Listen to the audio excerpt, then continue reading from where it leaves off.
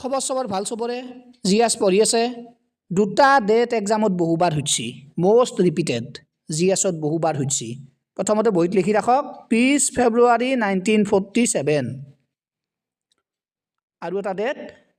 30 June 1948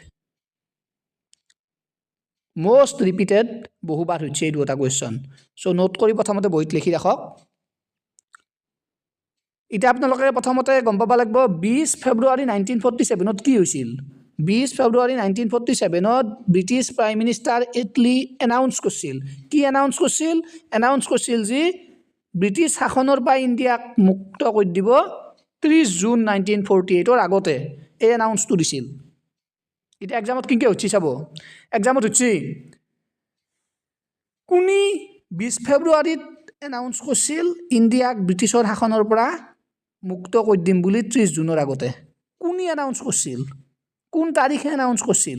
কোনটো ডেটৰ আগত ইণ্ডিয়াক ব্ৰিটিছৰ শাসনৰ পৰা ফ্ৰী কৰি দিম বুলি এনাউন্স কৰিছিল উল্টা উল্টিকে বহুবাৰ হৈছে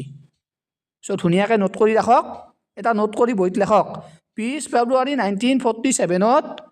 British prime minister Attlee announce কৰিছিল ইণ্ডিয়াক ব্ৰিটিছৰ শাসনৰ পৰা ফ্ৰী কৰি দিম 30 জুন 1948 ৰ আগতে বহুবাৰ ক'লো বহিত লেখক মত ৰাখি থব ডেট দুটা ইম্পৰ্টেণ্ট উল্টা উল্টিকে বহুতবাৰ হৈছে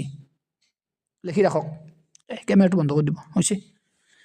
মত ৰাখক লিখি ৰাখব ওকে